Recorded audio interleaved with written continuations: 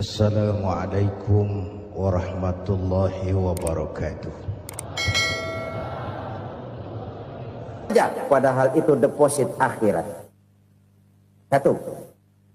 Yang kedua, perbendaharaan surga itu apa? Wa kitmanul musibah, menyembunyikan kesulitan. Kadang orang takut menghadapi kesulitan, tapi makin kita merenung, hidup ini kan sebenarnya urusan. Takut sama urusan, ya jangan hidup. Tandanya orang hidup itu kalau punya urusan. Urusan melupakan problem. Problem sering menimbulkan kesulitan. Kesulitan bukan untuk ditakuti, tapi untuk diatasi dan dicarikan jalan keluarnya. Siapa sih orangnya yang gak pernah sulit-sulit? Makin tinggi status sosialnya, makin gede urusannya. Makin tinggi kualitas imannya, makin berat tingkat kesulitannya. Cuma memang yang namanya enak itu seperti pelangi. Biang lala itu nggak pernah di atas kepala kita. Di atas kepala orang melulu. Lo sih enak lo. Kata kita, dia juga bilang, yang enak kan lo. Pelangi itu nggak pernah di atas kepala kita. Kata tukang beca, aduh enak ya naik Mercy. Kata tukang beca, apa yang di dalam mobil Mercy? Aduh enak bener tukang beca. Di jok leringkuk ngorok pulas bener. Saya kamar pakai AC, sejuk, tempat tidur sutra, empuk, alga, spring bed, kulak kulik, nggak bisa pulas kalau belum minum Valium, belum tidur. Enak bener tukang beca, di jok ngorok nggak tahu wetan kulon. Si tukang beca bilang yang di Mercy enak, yang di Mercy bilang tukang beca enak. Inilah enak, nggak pernah di atas kepala kita, di atas kepala orang lain melulu enak itu. Nah, saudara-saudara, yang merupakan perbendaharaan surga itu orang yang bisa menyembunyikan kesulitan, baik pribadi ataupun rumah tangga. Nih terutama rumah tangga yang jadi soalnya. Kadang-kadang kita ini kalau senang, sebaliknya kalau senang kita diam, kalem aja, cuek. Banyak banget duit kita bawaan, diam aja udah. Malah ketemu orang takut. Tapi begitu susah, sekampung tahu. Padahal Nabi mengajarkan perbendaharaan surga itu menyembunyikan musibah, menyembunyikan kesulitan. Kalau enak, cerita sama orang-orang. Kalau nggak enak, rasain sendiri, tekan sendiri, atasin sendiri. Kita kan sebaliknya. Senang kita diam, asal lagi susah, paling tidak kita nyari teman buat cerita kesusahan. Siapa orangnya yang nggak pernah susah? Cuma soalnya bagaimana kita mengatasi kesusahan itu sendiri. Begitu juga misalnya kalau orang sudah berumah tangga, itu orang tuanya harus menjadi tempat dia cerita yang enak-enak saja. Yang nggak enak rasain berdua, selesaikan berdua, atasin berdua. Jangan dibalik. Asal senang diam, giliran susah aja. Maknya laporan. Terbalik. Bisa menjaga security informasi. Maka nama bayam keluar diam, malah seluitan. Enak amat lo makan daging ayam. Security informasi. Saudara-saudara kaum muslimin rahimakumullah. Ujian yang terberat itu yang pernah diberikan kepada para nabi, para rasul, para aulia, para ulama. Makin tinggi keimanan, makin berat bentuk kesulitan. Ayo saya kemukakan satu contoh saja. Ada seorang nabi yang kaya, nabi kaya, namanya Nabi Ayub. Iblis kalau orang begini kan keki, ibadahnya rajin, kaya. Nih yang kayak begini susah digodain. Kalau ibadahnya rajin, miskin, kali bisa disogok. Sini imannya mantap, ibadahnya rajin, kaya, nabi lagi. Oh, tapi namanya iblis nggak kurang akal. Laporan, Tuhan, kenapa les? Ya ini bahasa saya, bahasa Qurannya sih nggak gitu. Itu hambamu yang namanya Ayub, dia rajin ibadah cuma karena dikasih kaya aja. Coba kasih miskin dia, berhenti dia sembahyang. Ah, kamu bisa aja. Saya tahu Ayub itu hambaku yang ikhlas. Saya buktiin Tuhan, silahkan. Dibuktiinlah, iblis turun ke alam ini. Yang mula-mula dia lakukan, dia rusak sawah ladang Nabi Ayub. Dia binasakan binatang ternak Nabi Ayub. Sehingga dalam waktu singkat, jatuhlah Nabi Ayub dari orang paling kaya jadi orang paling miskin.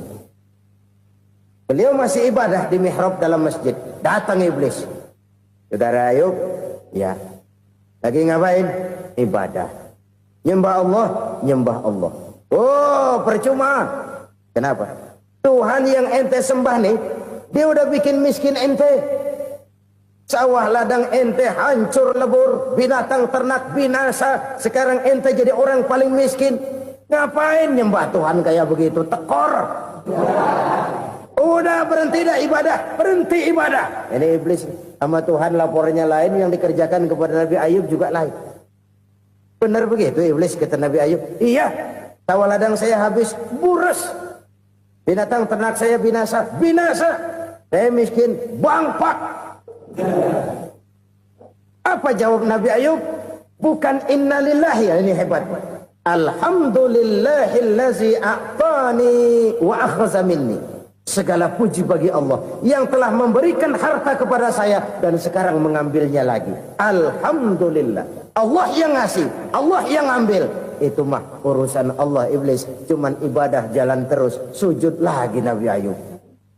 Iblis seleher gondok banget. Dasar Nabi nggak mempan dia apa-apain. Miskin malah alhamdulillah. Allah yang ngasih, Allah yang ambil.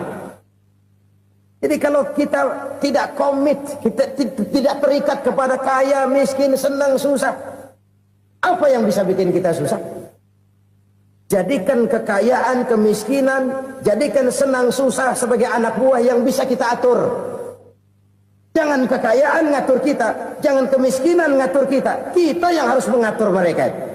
Senang, susah, kaya, miskin, bahagia, sengsara, jadikan itu anak buah yang bisa kita atur. Kalau sekarang kita kaya, lain saat boleh jadi kita miskin, semiskin-miskinnya. Allah yang ngasih, Allah yang ambil. Tenaga mana yang bisa menghalangi? Ibadah jalan terus. Iblis makin gondok. Dasar Nabi loh. Akhirnya apa? Nabi Ayub dikerjain, diberikan penyakit. Demikian fatal penyakitnya. Bayangin, udah miskin, sakit. Masya Allah. Miskin, sakit. Sakitnya nggak lama, kira-kira 16 tahun. Istrinya 3, 2 mental minta ceraiin. Ngerawatin laki bengek begini. Senang belum tentu, susah udah pasti nih. Cerai aja, cerai dah. Cerai. Tinggal satu Siti Rahmah yang setia menemani beliau. Sesetia-setianya hati perempuan. Satu saat Siti Rahmah bilang, "Bang, ya, abang kan Nabi, Bang. Lalu, namanya Nabi kan doanya jarang meleset, Bang. Maksud kamu minta kenapa sih sama Tuhan biar abang sembuh, baik dah, Bang?" Siti Rahmah, iya. Saya sakit berapa tahun sih dah? 16 tahun, Bang. Sebelum ini saya sehat berapa tahun? Ya kira-kira 60 tahun, Bang. Nah, coba ente banding-bandingin, Rahmah. Saya dikasih sehat 60 tahun, dikasih sakit 16 tahun. Sudah nggak sabar mau doa kepada Allah minta sembuh. Saya malu kepada Allah. Diuji dengan yang luar biasa seperti ini, tidak mengganggu stabilitas kehambaannya. Dia tetap menghamba kepada Allah Subhanahu wa ta'ala. Saudara-saudara kaum muslimin rahimakumullah. Kunci menghadapi kesulitan itu apa? Allah jelaskan dalam satu ayat, wa basyiris sabirin alladzina iza asabathum musibah qalu inna lillahi wa inna ilaihi raji'un. Gembirakan orang-orang yang sabar. Siapa mereka itu? Yang apabila mendapat musibah mereka kembali kepada keyakinan dasar. Segalanya dari Allah dan segalanya akan kembali kepada Allah. Ini konsepsi dasar dari sikap muslim dalam menghadapi berbagai kesulitan. Segalanya dari Allah, segalanya akan kembali kepada Allah.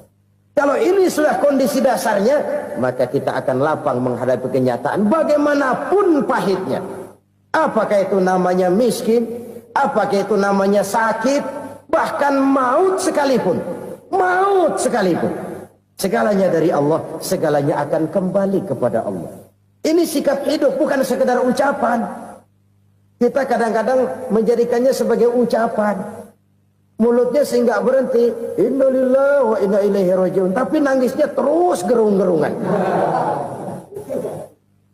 Bukan itu, ini kesadaran moral. Kalau segalanya dari Allah, segalanya kembali kepada Allah, kan sebenarnya cuma nunggu giliran. Hari ini saya nyembayangin dia, entah hari apa saya disembayangin orang. Hari ini saya antar dia ke kubur, entah hari apa orang nganterin saya ke kubur. Hari ini saya tahlilkan dia, entah nanti kapan orang tahlilkan saya. Segalanya dari Allah, segalanya akan kembali juga kepada Allah. Oleh sebab itu saudara-saudara, kesulitan bukan untuk ditakuti. Kesulitan justru untuk diatasi, dicarikan jalan keluarnya. Dan tidak ada orang yang tidak pernah mendapat kesulitan. Tidak ada. Semakin tinggi status sosial, semakin tinggi kualitas keimanan, semakin besar juga tingkat kesulitan. Hanya saja bagaimana cara kita mengatasinya. Dan Al-Quran menyatakan, inna ma'al usri yusra. Di balik kesulitan itu pasti ada kemudahan. Roda itu berputar. Karena itu Rasulullah sallallahu alaihi wasallam mengingatkan kepada kita, ta'arraf ila Allahi fir raha ya'rifka fis syiddah. Ingatlah kepada Allah di waktu kamu senang, supaya Allah ingat kepada kamu di waktu kamu susah. Kalau waktu senang kita ingat kepada Allah, kita susah, Allah tidak akan meninggalkan kita. Tapi kalau waktu senang kita jauh dari Allah, sujud tidak sempat, dengan masjid jauh, ketika senang kita lupakan Allah. Nanti begitu kita susah, Allah lupakan kita. Dan itu menyakitkan. Oleh karena itu orang-orang tua kita dulu bilang, kalau lagi sehat ingat-ingat lu bakal sakit nanti. Kalau lagi kaya ingat-ingat satu saat kita bakal jatuh miskin. Bahkan kalau lagi muda ingat-ingat kita bakal tua. Dan yang terpenting, kalau lagi hidup ingat-ingat kita bakal mati. Saudara-saudara kaum muslimin rahimakumullah. Jadi yang kedua yang merupakan perbendaharaan surga, menyembunyikan musibah. Saudara-saudara kaum muslimin rahimakumullah. Hal ketiga yang merupakan perbendaharaan surga adalah wasilaturrahmi. Orang yang suka bersilaturahmi. Sebagaimana yang kita maklum bahwa manusia adalah makhluk yang disebut zon politika. Makhluk sosial yang tidak mungkin hidup sendiri-sendiri. Betapa dan siapapun kita memerlukan orang lain. Bodoh betul manusia kalau tinggal di tengah masyarakat tapi tidak mau bermasyarakat. Merasa hebat sendiri, pintar sendiri, gagah sendiri, kaya sendiri. Mungkin kalau mati juga ngubur sendiri. Jangankan kita di sini. Di sorga saja Nabi Adam waktu sendirian bengong melulu, mondar mandir. Allah tegur dalam sepidang. Ya ini kalau bahasa saya. Iya Tuhan, sepi ini nggak ada coret-coretan pisan ini. Diciptakan Siti Hawa baru anteng Nabi Adam. Itu di sorga. Cobalah. Umpamanya saudara tinggal di Jakarta nih. Kayak bener. Apaan aja di Jakarta punya saudara dah. Jembatan Semanggi ambil. Monas, Buntel bawa pulang. Hotel-hotel ambil semua. Cuman tinggal di Jakarta sendirian. Apa enaknya? Betapa dan siapapun kita perlu orang lain. Tidak ada seorang pun yang bisa memenuhi kebutuhan hidupnya secara sendiri-sendiri. Nah, Islam telah menyelamatkan manusia dari ras diskriminasi. Mengikat manusia dengan persaudaraan yang berlandaskan kepada akidah. Karena itu dianjurkan bersilaturahmi. Bahkan Nabi menyatakan, Man arada ayyubsata lahu fi rizkihi wa yunsa'a fi atharihi falyasil rahimah. Siapa yang kepengen diluaskan rezekinya dan dipanjangkan usianya, banyaklah ia bersilaturahmi. Siapa yang kepengen dimudahkan rezekinya, Hendaknya ia banyak bersilaturahmi. Kalau banyak teman, kesulitan kan paling tidak ada tempat cerita. Udah susah, sendirian, kita pikirin diri, nggak ada tempat tukar pikiran. Cepet banget sama bengek. Dilawan sendiri. Nah, secara makro kita bisa berkata, tidak mungkin ada kemenangan kalau tidak ada kekuatan. Tidak ada kekuatan kalau tidak ada kesatuan dan persatuan. Tidak mungkin ada kesatuan dan persatuan tanpa semangat silaturahmi. Kalau umat Islam mau menang, dia harus kuat. Kalau umat Islam mau kuat, dia harus bersatu. Kalau umat Islam mau bersatu, dia harus membudayakan silaturahmi ini. Bahkan sampai-sampai kata Nabi, kalau bisa cari nilai tambah. Apa? Silman qata'ak. Bersilaturahmilah kau kepada orang yang marah denganmu. Masya Allah, indahnya ajaran agama kita. Orang yang marah pun kepada kita, kata Nabi, kalau bisa bersilaturahmilah kepadanya, kepada orang yang marah itu. Di situ nilai tambah. Cuman jujur nih hadis, ngucapinnya gampang, ngamalinnya yang berat banget. Orang marah sama kita, kita disuruh silaturahmi. Ada apa malu? Lu marah, ada gue marahan lagi. Tunggu pikirin. Saudara-saudara kaum muslimin rahimakumullah. Tapi ini yang diajarkan, bahkan ini yang dicontohkan oleh baginda Rasul. Bagaimana begitu mudah, misalnya satu saat Abu Jahal ini ngatur strategi bagaimana bikin Muhammad celaka. Dia gali lubang di depan tempat tidurnya. Dia tutupin daun korma. Terus dia panggil seseorang, ke sini. Kasih tahu Muhammad, pamannya sakit keras, minta ditengokin. Berangkat orang ini ke sana. Muhammad, labbaik. Pamanmu sakit keras, dia minta ditengokin. Baik, saya akan datang menjenguk beliau. Berangkatlah Nabi ke rumah Abu Jahal tanpa prasangka apapun. Abu Jahal udah pasang stil, selimut 3 rangkap setengah dipakai, persis kayak orang meriang. Tapi sembari ngintip dari balik selimut. Begitu Muhammad buka pintu, nah masuk perangkap nih. Muhammad jalan menuju tempat pembaringan. Makin lama makin dekat, makin lama makin dekat, makin dekat ke lubang yang dipasang oleh Abu Jahal itu. Dalam hati Abu Jahal, terus dah jatuh, mampus dah lo ini. Mampus lo hari ini. Apa yang terjadi? Malaikat Jibril datang. Muhammad, pamanmu cuma pura-pura sakit. Di depan tempat tidurnya ada lubang perangkap supaya kamu jatuh ke situ. Sudah, kamu pulang. Balik kanan Nabi. Sudah hampir jatuh ke lubang, balik kanan, pulang. Bayangin kecewanya Abu Jahal. Muhammad dikit lagi, Muhammad dikit lagi. Enggak paman, saya pulang aja. Emosi bangun dari tempat tidur, enggak sadar kalau lagi pura-pura sakit. Lompat ngejar Nabi, dia lupa dengan lubang yang dia gali. Serak, nyemplung sendiri ke dalam lubang.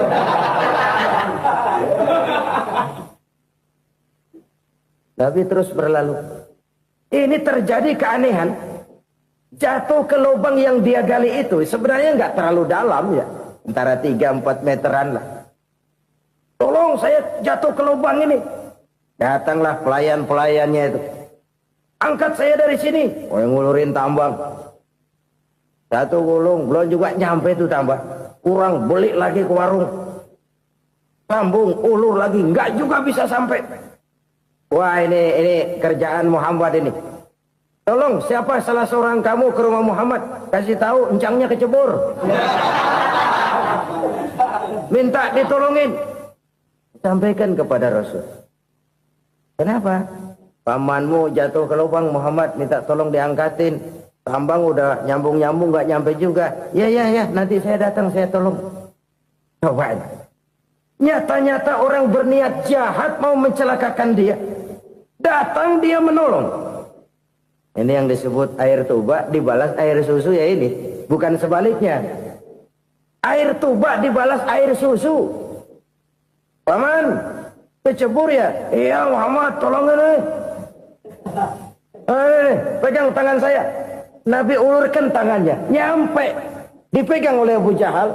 Diangkat ke atas. Sampai atas, apa kata Abu Jahal? Sihirmu memang hebat Muhammad. Udah ditolongin dikata sihir. Yang enak kita kemplang kan itu orang begitu. Urusan apa? Tapi inilah akhlak. Kalau bisa kamu bersilaturahmilah dengan orang yang marah kepadamu sekalipun. Orang marah kita tetap baik. So, kalau kita berbuat baik sama orang yang memang baik, rasanya sih biasa-biasa aja. Orang baik kita baik lagi, ya draw aja, belum ada nilai tambah di situ. Baru ada nilai tambah kalau kita bisa berbuat baik kepada orang yang nyakitin kita. Itu namanya kita setingkat di atas dia.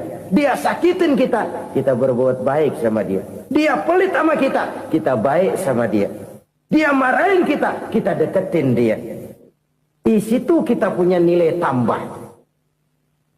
Jadi siapa yang ingin diluaskan rezekinya kata Nabi dan dipanjangkan umurnya, hendaklah ia banyak-banyak bersilaturahmi. Sederhana sebenarnya silaturahmi, tapi silaturahmi membangkitkan semangat kesatuan dan persatuan.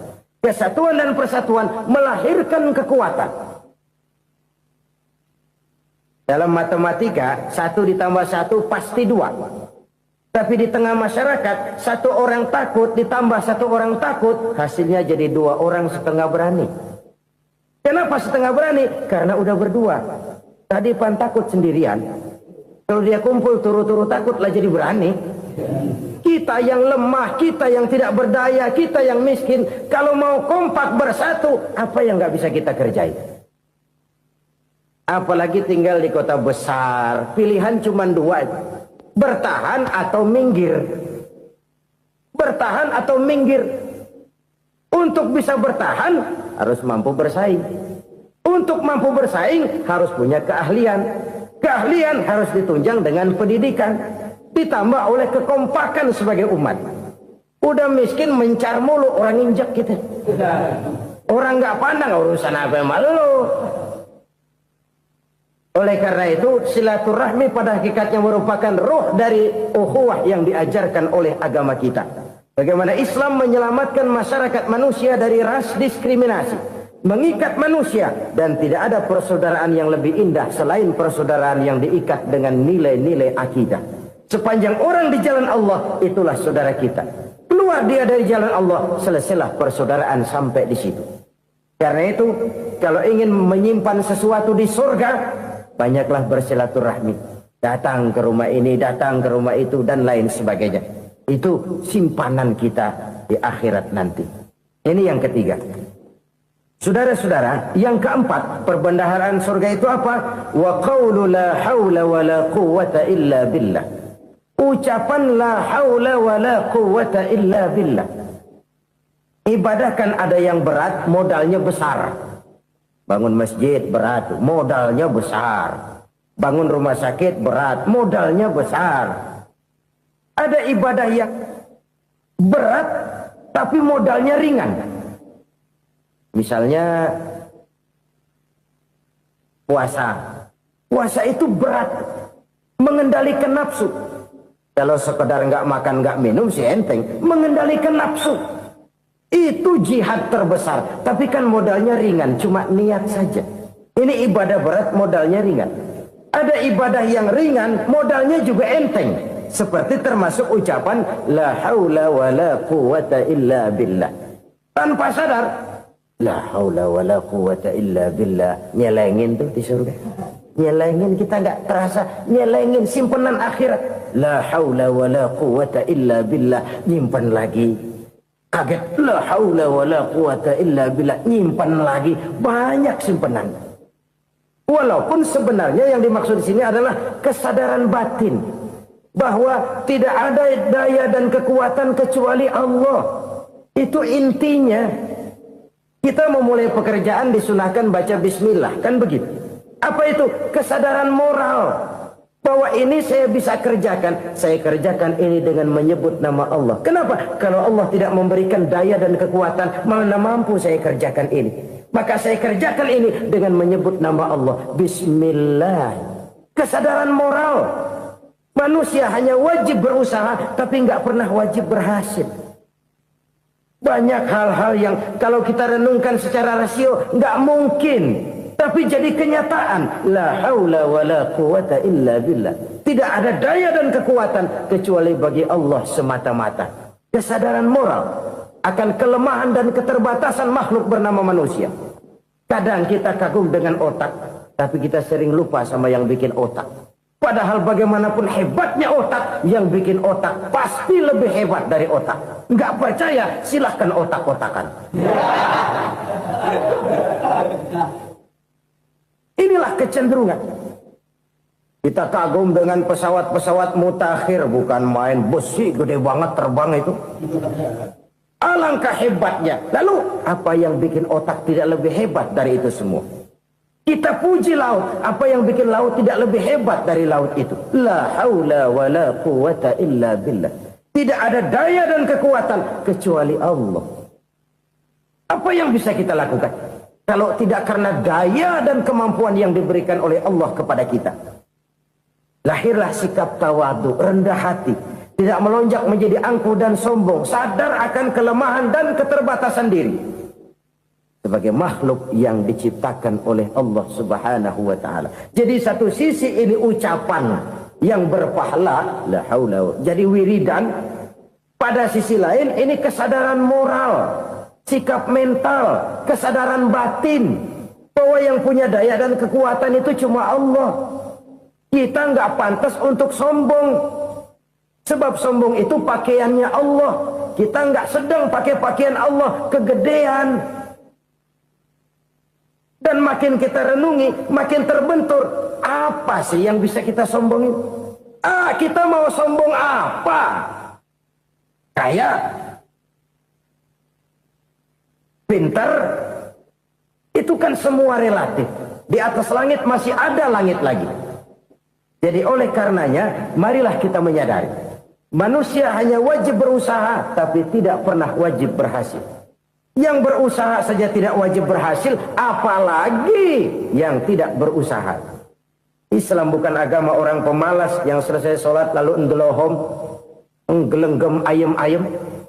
Tapi Islam bukan agama orang sombong yang setelah berusaha lalu tidak memerlukan Allah. Kita bisa saja bikin proyeksi, tahun sekian kita bakal panen besar menurut perhitungan otak. Tapi ada kejadian lain. Apa? Tikus ngambek. Habis itu dimakanin tikus, panen gagal. Proyeksi rasional gagal oleh tikus-tikus yang ngambek itu. Bisa saja terjadi. Tahun depan kita panen besar, urung. Kenapa? Musim panas panjang. Dan sekarang ini koran-koran bikin berita musim mengalami penyelewengan. Bukan cuma manusia yang nyeleweng sekarang. Musim pakai nyeleweng. Mestinya kan musim hujan udah selesai. Masih hujan-hujan juga. Musim. Nah sekarang kita boleh bikin proyeksi. Kita bakal panen besar. Tahu-tahu musim panas panjang. Sawah retak, air kering. Cari teknokrat yang paling botak. Suruh pendekin tuh musim panas. La haula wa la quwata illa billah. Inilah kesadaran moral. Saudara, saya teringat satu saat ada seorang konglomerat. Umurnya ya kira-kira 70-an. Satu saat dia ditanya oleh wartawan, "Pak, umur Bapak berapa sih?" "Ya paling 10 tahun." 10 tahun? 10 tahun? Anak Bapak berapa orang? Aduh. Satu saja? Satu. Harta Bapak berapa? Ya paling-paling bangsa 7 juta kali.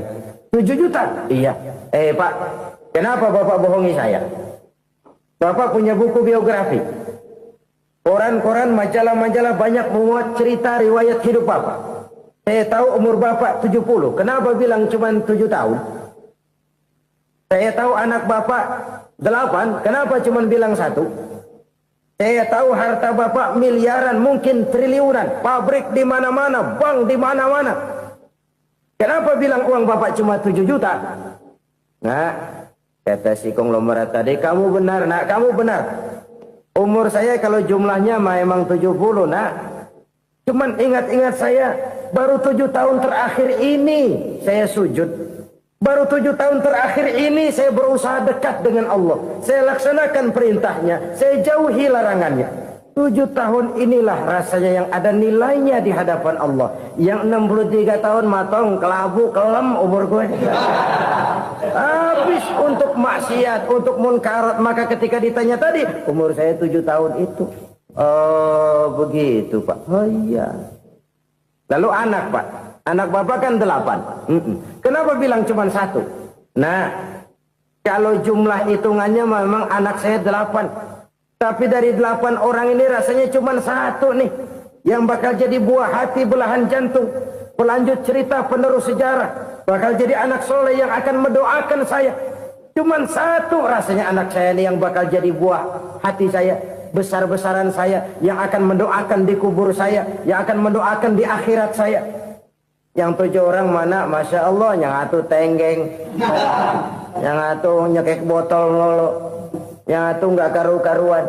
Makanya saya bilang 1 anak saya yang akan bisa mendoakan saya. Oh begitu Pak. Iya.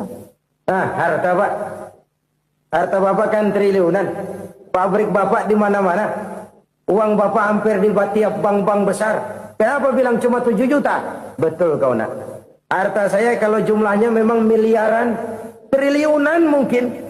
Tapi yang saya ingat baru 7 juta tuh yang saya belanjakan di jalan Allah. Saya nyumbang masjid, saya santuni yatim piatu, saya bantu pembangunan pesantren, saya bantu pembangunan rumah sakit Islam. Itu yang akan saya bawa pulang ke akhirat, yang 7 juta itu. Yang triliunan itu nanti akan diperebutkan oleh anak-anak saya sebagai waris saya. Jadi harta saya 7 juta itu yang bakal nemenin saya di akhirat. Yang akan saya bawa pulang jadi teman saya. Saudara-saudara kaum muslimin. Jangan-jangan orang tua itu adalah kita-kita ini. Jangan-jangan kita-kita ini adalah orang tua itu. Jangan-jangan itu potret dari diri kita masing-masing. Dari sekian umur yang diberikan Allah, berapa tahun yang ada nilainya di hadapan Allah? Dari sekian anak-anak yang merupakan amanah, berapa yang akan mendoakan kita sebagai orang tuanya menjadi anak soleh? Dari sekian banyak harta yang diberikan Allah, berapa yang akan kita bawa pulang menghadapnya nanti, yang kita belanjakan di jalan Allah? Ini sebuah potret kehidupan.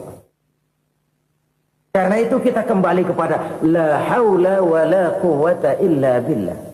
Kita wajib berusaha, kita wajib berikhtiar. Selebihnya, segala daya dan kekuatan hanya milik Allah saja semata-mata. Satu kesadaran batin dari setiap pribadi muslim. Setelah ia berusaha dan berikhtiar, ia menyerahkannya kepada Allah Subhanahu wa ta'ala. Jadi, satu sisi ini merupakan wiridan ucapan yang mengandung pahala. Pada sisi lain, ini merupakan sikap batin dari seorang muslim di dalam ia menghadapi realitas kehidupan ini. Saudara-saudara kaum muslimin, rahimakumullah. Kalau ini kita jadikan satu basis kehidupan, maka ini akan menyelamatkan manusia dari kemungkinan tergelincir menjadi orang yang lupa diri dan lupa darat. Sebab itu Imamul Ghazali berpesan, jadidis safinah fa innal bahra amiq wa khuziz zad fa inna safara ba'id wa khaffifil hamla fa innal hamla sadid.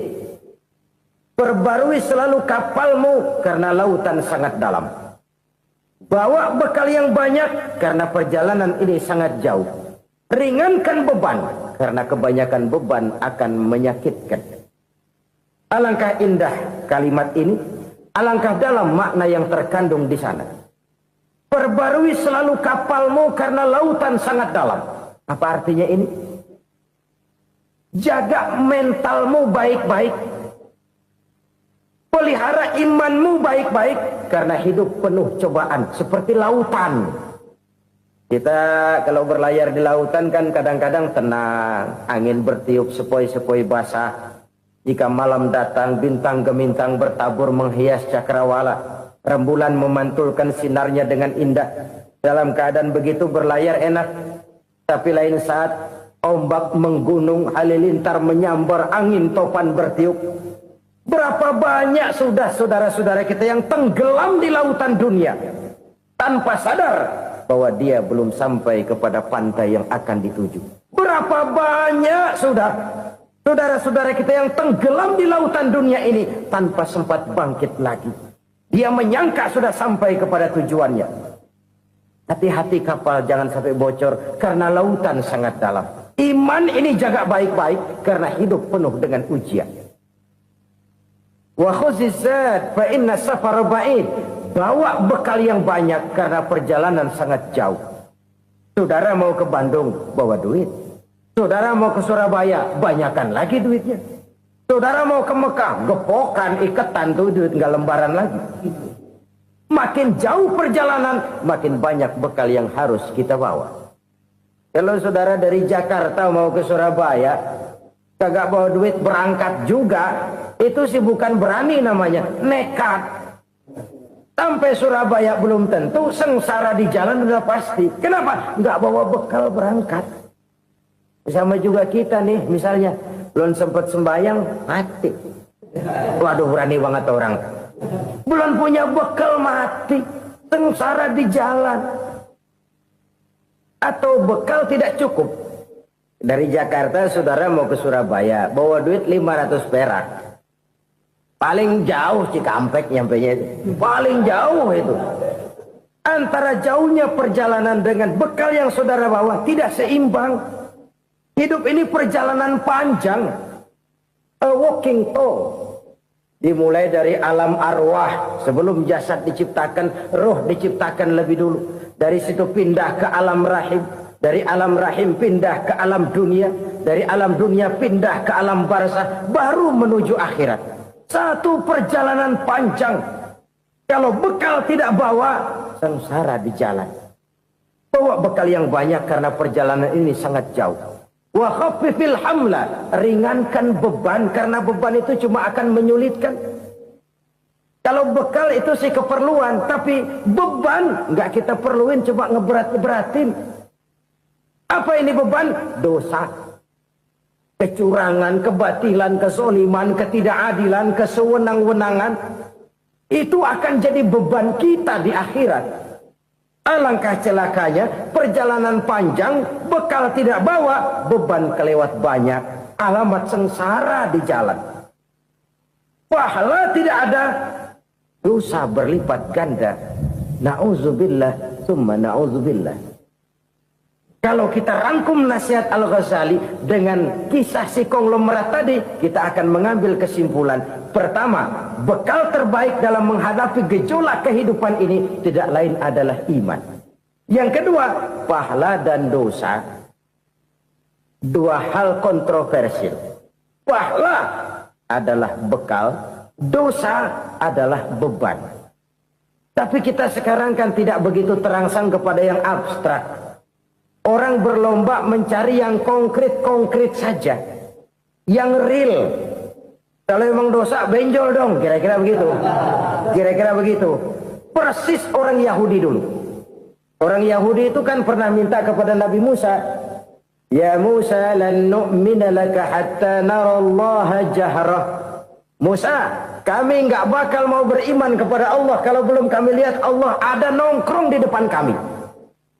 Kalau memang Tuhan ada, taruh dong di depan kami. Mau yang konkret-konkret saja. Kalau memang dosa, benjol dong. Kalau memang pahala, berasa dong. Orang terangsang kepada yang real, yang konkret-konkret saja. Karena itu, untuk mengejar dosa, orang mau bayar. Tapi untuk mengejar pahala, walaupun tidak bayar, orang segan. Ini yang dikatakan oleh Nabi, kamu mengharapkan ke surga, tapi kamu berat melaksanakan sesuatu yang bisa membawa kamu ke surga. Kamu ingin jauh dari neraka, tapi tiap saat kamu lakukan perbuatan-perbuatan yang justru menjerumuskan kamu ke neraka. Idda'aitum an-najata minan nar wa ramaitum fiha anfusakum. Kamu ingin selamat dari neraka, tapi kamu lemparkan diri kamu ke neraka. Kamu ingin masuk surga, tapi berat sekali kamu melakukan perbuatan-perbuatan yang bisa menyampaikan kamu di surga. Saudara-saudara kaum muslimin, rahimakumullah. Jadi hal keempat yang merupakan perbendaharaan surga adalah la haula wa la quwwata illa billah. Satu sisi ini merupakan ucapan yang memperberat timbangan akhirat. pada sisi lain ini merupakan sikap hidup seorang muslim, kesadaran batin yang sangat dalam bahwa tidak ada daya dan kekuatan kecuali Allah. Dan itu kita simbolkan pada saat memulai pekerjaan dengan Bismillah, dengan menyebut nama Allah. Satu kesadaran moral, saya hanya bisa melakukan ini karena diberikan daya dan kekuatan oleh Allah. Lahirlah sikap tawadu, rendah hati, tidak melonjak menjadi angkuh dan sombong. Saudara-saudara, sampai sini dulu jumpa kita kali ini. Semoga 4 perbendaharaan surga ini dapat kita lakukan, yang kelak akan merupakan bekal kita di kemudian hari nanti. Amin ya rabbal alamin. Bapak-bapak, ibu-ibu, saudara-saudara kaum muslimin rahimakumullah. Di dalam kehidupan kita sebagai seorang muslim, minimal 5 kali dalam sehari semalam kita mendengar seruan untuk mendirikan solat yang disebut azan. Ada kalimat menarik di dalam kalimat azan itu, yakni seruan hayya 'alal falah, marilah menuju kepada keberuntungan, marilah meraih kemenangan. Seruan ini adalah kecenderungan dari setiap manusia, apapun warna kulitnya. Artinya, setiap orang dalam hidup selalu ingin meraih dan mencari kemenangan. Kemenangan akan melahirkan kepuasan batin, dan kepuasan batin memberikan kebahagiaan. Sedangkan kekalahan melahirkan penderitaan batin, dan penderitaan batin menjerumuskan seseorang di dalam berbagai bentuk kerugian. Jikalau inilah seruan azan, maka masalahnya ialah apa yang menyebabkan kita meraih kemenangan. Al-Quranul Karim memberikan tuntunan dan ajaran kepada kita bahwa orang-orang yang memperoleh kemenangan itu tidak lain adalah orang-orang yang bertakwa. Hanyalah mereka yang bertakwa kepada Allah Subhanahu wa ta'ala pada akhirnya akan tampil sebagai pemenang. Lalu siapa orang yang bertakwa itu? Dijelaskan dalam awal-awal Al-Baqarah, orang yang bertakwa yang akan meraih kemenangan. Pertama, allazina yu'minuna bil ghaib, yaitu orang-orang yang beriman kepada yang gaib. Percaya bahwa ada alam yang gaib, alam yang abstrak, alam yang tidak bisa dijangkau oleh salah satu daripada panca indera kita.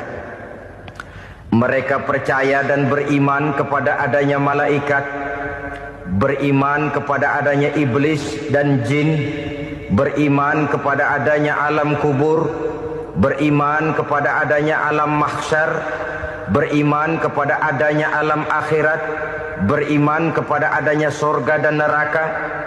Beriman bukan cuma sekedar beriman dalam ucapan bibir saja, tetapi beriman yang nilai iman itu mampu mewarnai gerak dan gaya hidupnya. Iman yang meresap sampai ke tulang sumsum, kemudian memberikan dampak positif di dalam kehidupan manusia.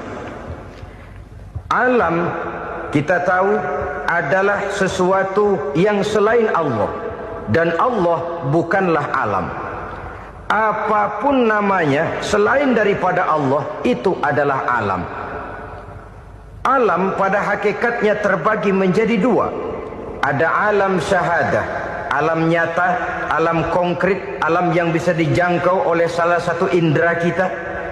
Kemudian ada alam ghaib, alam yang tidak bisa dijangkau oleh panca indera kita, alam metafisika, alam abstrak, alam yang wajib kita imani keberadaannya. Kita percaya bahwa malaikat itu ada, kita percaya kepada jin, bahwa jin itu ada, kita percaya kepada adanya iblis dan setan. Bukan percaya kepada iblis dan setannya, percaya bahwa iblis dan setan itu ada. Itu termasuk salah satu daripada sifat orang yang bertakwa kepada Allah. Saudara-saudara kaum muslimin rahimakumullah, kecenderungan pembangunan yang lebih bersifat materialistis biasanya menggeser aspek kehidupan rohani. Orang berpikir empirik, dan dalam pola pikir yang demikian maka alam gaib tidak lagi mendapat perhatian. Aspek kehidupan yang bersifat rohaniah malah mulai ditinggalkan. Akibatnya terjadilah kepincangan di dalam kehidupan kita. Pernah ada satu pengalaman pribadi dalam perjalanan kembali ke tanah air. Dalam pesawat di sebelah kanan saya duduklah seorang Jerman namanya Heiner Simonsen. Iseng saya ajak kenalan, saya ajak ngobrol, saya tanya dia. Saya bilang, Mas Heiner ini,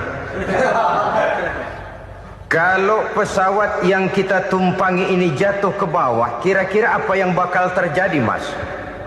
Dia bilang, kita semua akan mati. Begitu? Iya. Oke. Apa itu mati? Tanya saya. Dia bilang, untuk tahu apa itu mati, kita harus tahu lebih dahulu apa itu hidup. Saya pikir nih bule bisa ngomong juga.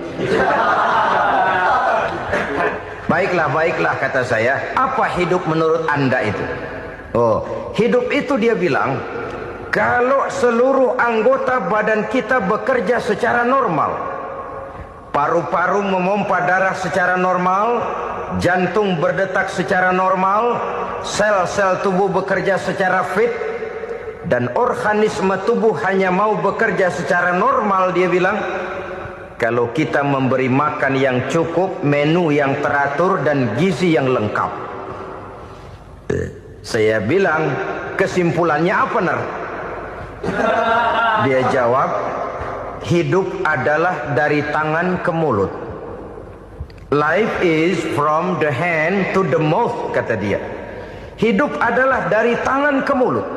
Jadi masalah hidup tidak lebih daripada masalah isi perut.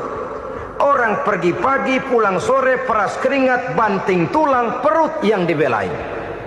Saya bilang, you are wrong. Sampean salah, Ner. Kamu orang Islam bukan? Bukan. Pantas.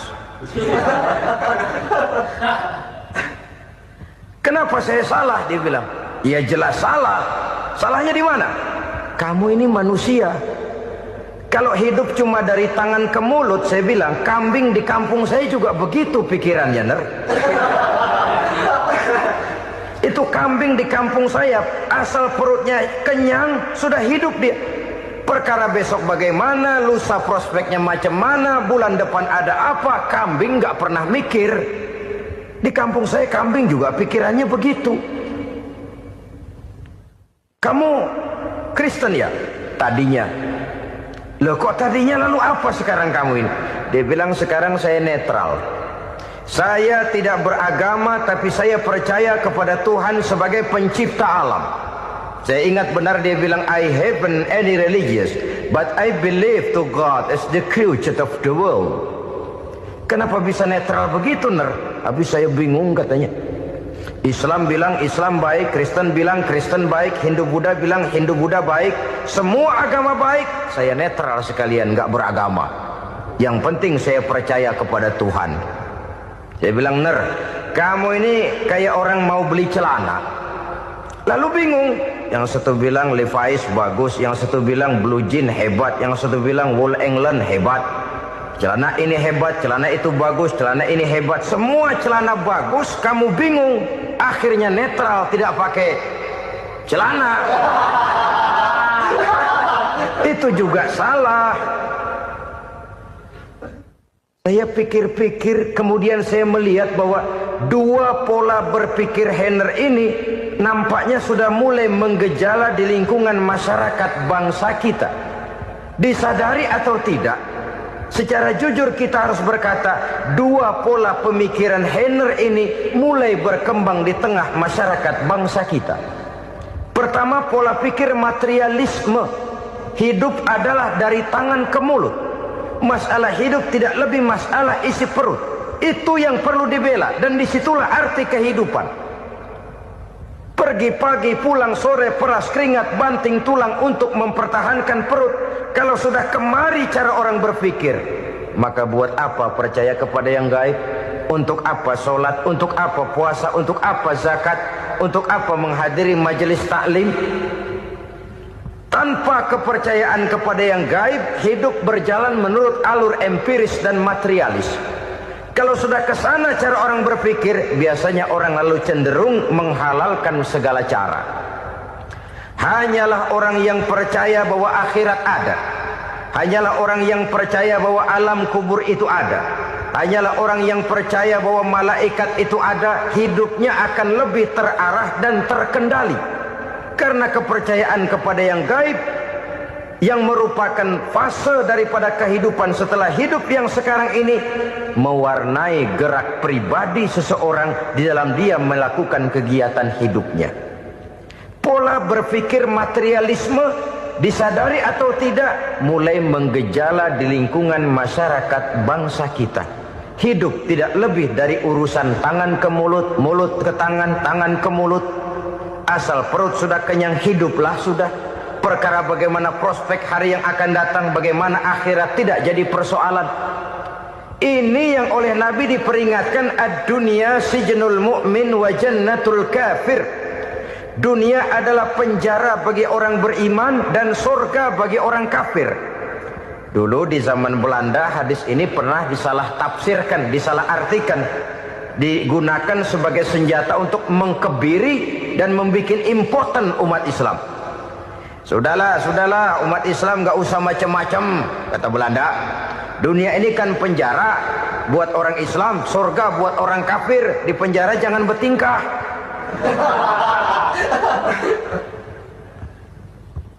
Pengertiannya tidak begitu. Dunia adalah penjara bagi orang mukmin. Artinya dalam kehidupan dunia seorang mukmin tidak bebas memperturutkan hawa nafsunya. Di penjara hawa nafsunya itu. Sebaliknya surga bagi orang-orang kafir. Buat orang kafir, surgalah dunia ini. Mereka bebas memperturutkan hawa nafsunya. Dilarang tidak terlarang, dicegah pun tidak tercegah. Mereka hidup menurut alur bisikan nafsu mereka sendiri. Kemudian bila ajal datang, maut merenggut nyawa, selesailah surganya sampai di situ. Maka bagi orang-orang yang tidak percaya kepada adanya akhirat, kepada adanya alam gaib, surganya sebatas umurnya. Sekali lagi, surganya sebatas umurnya. Bila umur selesai, ajal pun datang merenggut nyawa, selesailah sudah surganya sampai di situ. Alangkah pendeknya perjalanan orang-orang yang tidak percaya kepada alam gaib ini. Bagi kita mukmin, jikalau kita mampu memenjarakan hawa nafsu, kita bisa bahagia di dunia ini. Dan Islam memang tidak menyuruh kita sengsara di dunia. Raih dunia, kejar dunia, gapai dunia sebagai alat untuk mencapai kebahagiaan di akhirat nanti. Hidup adalah satu perjalanan panjang yang terbentang sejak kita terlahir dari alam rahim sampai kepada alam akhirat nanti. Andai kata kita gagal meraih kebahagiaan di dunia, toh kita masih punya akhirat. Tapi jangan jadi dalil yang melemahkan semangat.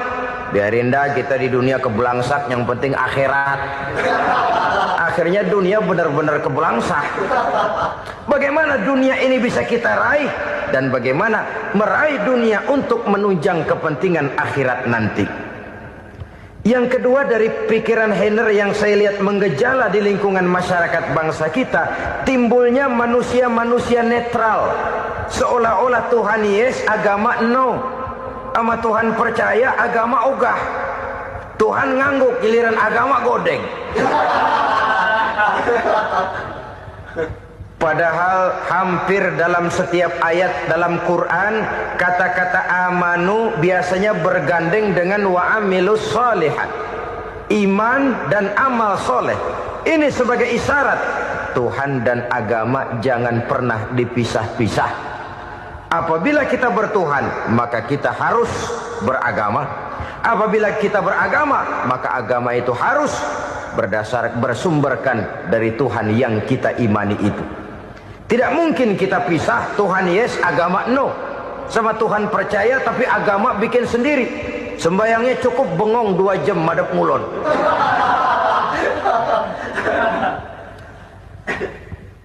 Saudara-saudara kaum muslimin rahimakumullah.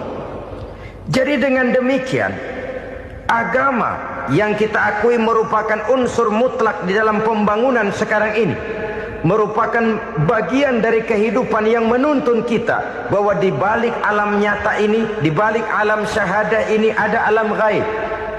Dan mudabbir, murabbi, yang mengatur, yang menguasai, yang memelihara baik dia alam nyata, baik dia alam gaib, tidak lain adalah Allah Subhanahu wa ta'ala. Di sana ada satu super power, satu maha kekuatan yang kita perlu bersandar kepadanya. Sebagai makhluk nyata yang hidup di alam nyata, berbuatlah secara nyata sebagaimana harusnya kita berbuat. Karena Islam jelas bukan agamanya orang pemalas. Islam jelas bukan agamanya orang yang mengajarkan setelah selesai sholat boleh duduk, nggelenggem ayam-ayam, ndelohom, menghitung bintang di langit sambil menunggu keajaiban. Tidak. Islam adalah agama yang mengajarkan apabila sholat sudah selesai kamu kerjakan, bertebaranlah di permukaan bumi, cari karunia Tuhanmu.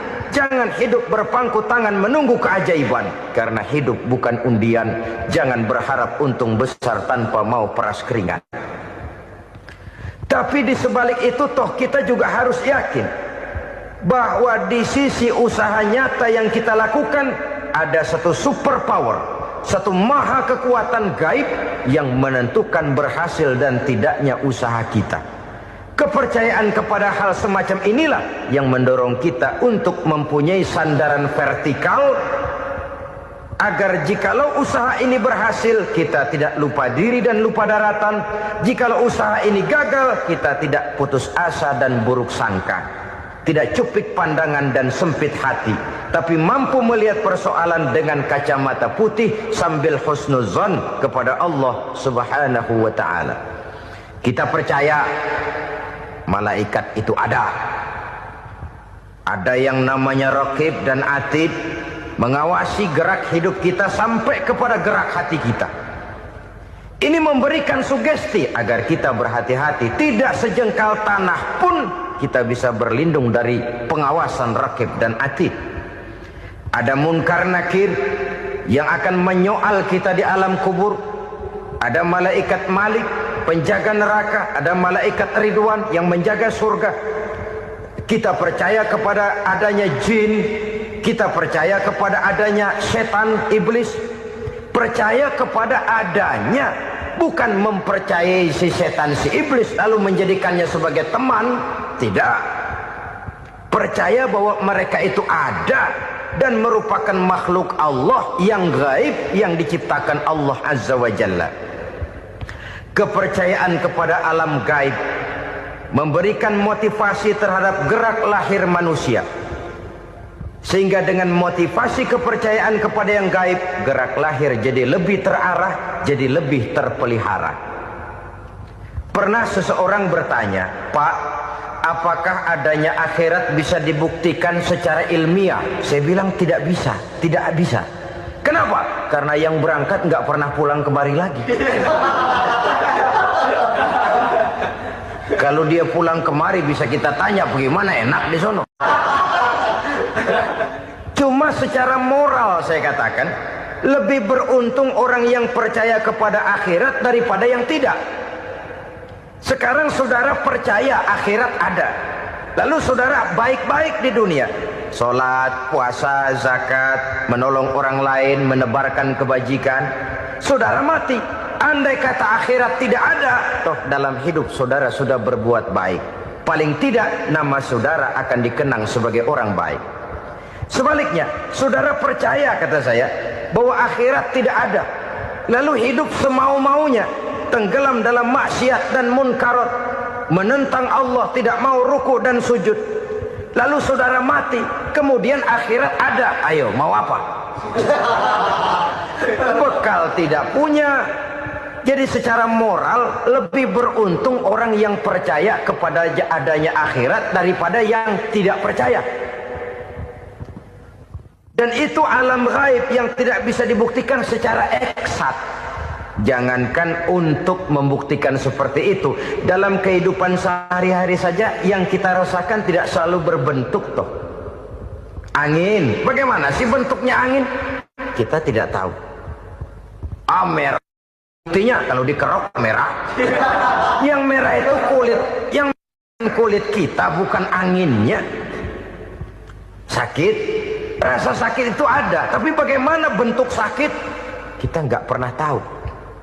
Kalau kita makan cabai pedas, bagaimana bentuk pedas itu tidak ada, tapi rasa ada. Bentuk pedas hijau, cabainya bukan pedasnya. Tidak semua yang kita rasakan bisa kita gambarkan dalam bentuk yang konkret. Oleh karena itu, sekali lagi bahwa kepercayaan kepada alam yang gaib mampu memberikan satu sugesti yang menata kehidupan seseorang lebih lurus, lebih terarah, dan lebih terkendali. Maka wajar kalau kepercayaan kepada yang gaib mengantarkan seseorang untuk meraih kemenangan. Kenapa? Dia percaya kepada yang gaib, bahwa akhirat ada, bahwa alam kubur ada, bahwa pertanggungan jawab itu ada. Maka dia lalu tidak hidup saenae udele dewe itu loh. Tidak hidup menurut seleranya sendiri, terarah, teratur. Ini cirinya yang pertama. Orang bertakwa yang akan meraih kemenangan, mereka beriman, mereka percaya kepada yang gaib. Bahkan hal-hal konkret saja selalu berangkat dari yang gaib. Saudara-saudara, para remaja, para pemuda sekarang ini tidak pernah tahu toh siapa yang akan jadi teman hidup saudara. Kita bisa saja ngerancang, mentargetkan, tapi toh akhirnya yang namanya jodoh bukan kekuasaan kita. Rezeki di luar kemampuan kita. Begitu juga ajal. Maut, jodoh, ajal adalah contoh-contoh konkret bahwa pada akhirnya yang gaiblah yang menentukan. Bertahun-tahun ngelancong, emang jodoh seret, nggak jadi.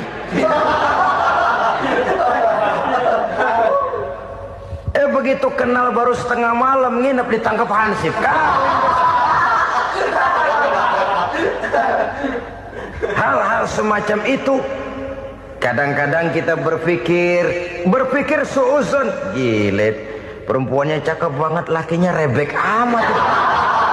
Memang begitulah jodohnya. Memang begitulah jodohnya. Saudara hadirin ma'asyiral muslimin yang saya hormati, jadi hal-hal yang konkret saja kita yakini sepenuhnya ditentukan oleh satu superpower yang gaib itu tadi. Dari sanalah segala ketentuan itu berangkat dan kesanalah segalanya akan kembali. Maka kepercayaan kepada yang gaib meluruskan gerak hidup seseorang dan itu akan mengantarkan dia kepada meraih kemenangan. Satu. Yang kedua, wa yuqimuna shalah. Orang bertakwa yang akan meraih kemenangan itu adalah orang-orang yang mendirikan sholat.